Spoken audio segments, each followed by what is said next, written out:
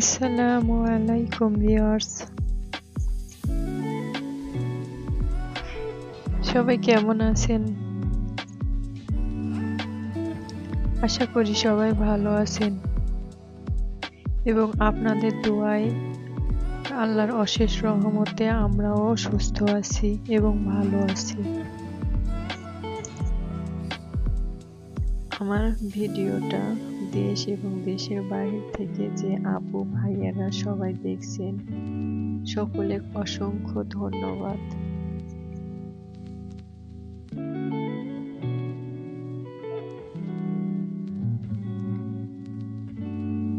তো আমি বলেছিলাম যে আমি যখন গ্রামে যাই আমি অনেকগুলো ভিডিও গুছিয়ে রাখি, যে পরবর্তীতে আপনাদের কাছে শেয়ার করব। তাছাড়া আমার খুবই ভালো লাগে মাটির চুলাতে রান্না করতে, তাই আর কি ভিডিওগুলো আমি মিস করি না। যাই রান্না করি সেটাই আপনাদের সাথে আমি একটু শ্যুট করি। তো আজকে আমি রান্না বসেছিলাম, যদিও তো আমার ছেলেটা কোয়েল পাখির ডিম বলে, সেটা আমি নিয়ে আসছি যে আমি একটু ভেজে দেবো। ছেলেটা বলছে, বড় ছেলে, আম্মু আপনি ওঠেন, আমি দেখি ভাজতে পারি নাকি, আমারও তো চেষ্টা করতে হবে। পরে বললাম ঠিক আছে করো। তো কোয়েল পাখির ডিমগুলা আমার বড় ছেলেটা ভেজে নিচ্ছে, পাশে মেয়েটা দাঁড়াইছিল। তো যাই হোক, অলরেডি তারা ভেজে নিছে তাদের খাবারগুলা। তাছাড়া কথা আছে, নিজেদের কাজ নিজেদের করাটাই বেটার। আর কাজ তো করতেই হবে, শিখতেই হবে, কিছু করার নেই। সে যত কোটিপতি হোক, চুলার কাছে আসতেই হবে সে নারীর। অনেকে বলে, অনেক দেখবেন ধনীর দোলালিরা বলে আমি রান্না পারি না, আমার এটা ভালো লাগে না, ওটা ভালো লাগে না। হয়তো বা একসময় বাবার বাড়িতে বলে কিংবা বলে থাকে, কিন্তু বিয়ের পরে কিন্তু ঠিক চাকরি হিসেবে ওটাই হলো জীবনের চাবিকাঠি হয়ে থাকে, যে রান্না করতেই হবে, কিছু করার নেই। তখন যে জীবনটা চলে যায়, ওই জীবনটার সাথে এই জীবনটা কিন্তু কোনো ম্যাচিংই হয় না। তো অনেক এটাই বলছি যে অনেকে বলে এরকম কথাবার্তা।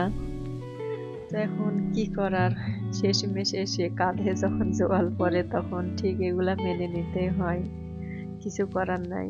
যে আজ পারবে না কালকে ঠিকই পারবে। অনেকে বলে যে কিছুই পারে না, কিছুই পারে না।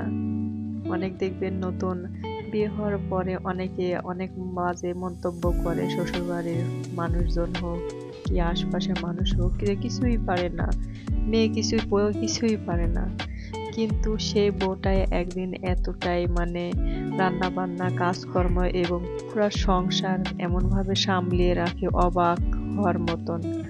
তো নারীরা আসলে সবই পারে, চুলও বাঁধতে পারে এবং যেগুলা আছে সেগুলো গুছিয়ে রাখতে পারে। তো কথার প্রবাদ আছে আর কি, তাই একটু বললাম। তো আমি আপনাদেরকে বলছিলাম যে আপনার ভাই ছুটিতে আসছিল অল্প সময়ের জন্যে, 1.5 মাসের জন্যে। তো ছুটিটা অলরেডি শেষ। তো ওনার ছুটির সময় অলরেডি শেষ হয়ে গেছে। তো সে চলে গেছে। তো কিছু জিনিসপাতি আর কি আছে, জিনিসগুলো নিয়ে যাবে যদিও অন্য একজন। তো তার মাধ্যমে জিনিসগুলা পাঠাবো আর কি। তো যদিও বলছিল কিছু দিতে হবে না, কিন্তু কি করার, যদি একটু কষ্ট পরিশ্রম হয় জিনিস দিলে ওখানে রান্না যদিও কেউ করে দেয় কিংবা রেস্টুরেন্টে খায়, কিন্তু বাড়ির খাবারের মতন তো হয় না। তো তাই আর কি ভাবলাম যে যেহেতু নিতে যাচ্ছে না, তো অল্প করেই কিছু দিই। তো তো আমি চিংড়ি মাছ, শুকনা চিংড়ি মাছ ছিল সেটা ভর্তা করব, আর চান্দাগুলা ভেজে নিয়েছি এবং চিংড়িগুলাও ভেজে নিয়েছি, এগুলো ভর্তা করব।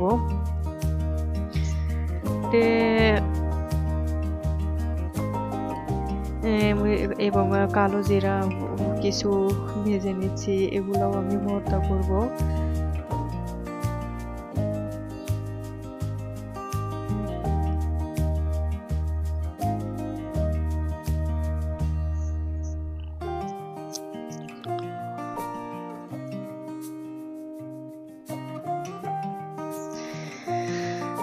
কালো জিরাগুলো আমি ভালোভাবে ভেজে নিয়েছি, অলরেডি আমার ভাজা কমপ্লিট।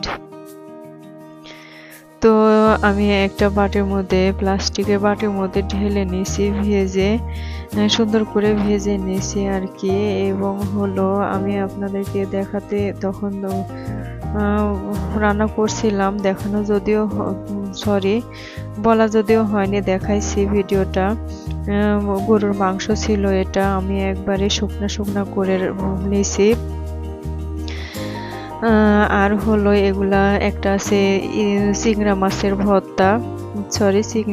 ভর্তা। আর এক বাটির মধ্যে আমি রাখছি, যেটা গেছে এটা কালো জিরার ভর্তা, আর এটা এক পাশে আছে চিংড়ি ভর্তা, আরেক পাশে চান্দা মাছের ভর্তা। তো এগুলাই আর কি মোটামুটি ভাবে করা হয়েছে। তো যেহেতু বেশি কিছু না, অল্প কিছু, তাই আমি ছোট ছোট জায়গাতে দিয়ে দিচ্ছি, যে বেশি বাড়তে যে বড় জিনিস দিয়ে কি করব। তে মাংসগুলো আমি কিন্তু একবারে ভাজা করে নিয়েছি, রস রাখে নাই। যদি সময় লাগে মানে জায়গায় ইয়া হইতে, তো এতে নষ্ট হতে পারে, তাই আমি শুকনা করে রাখছি, শুধু তেলটা উপরে উঠছে এই পর্যন্তই। তে আমি সুন্দর করে এগুলো বয়ামের মধ্যে নিয়ে আমি যিনি যাবে তার হাতে আমি দিয়ে দিব। তো এই হলো আজকের আমার ভিডিও, আপনাদের কাছে কেমন লাগছে অবশ্যই আমাকে জানাবেন। আসসালামু আলাইকুম।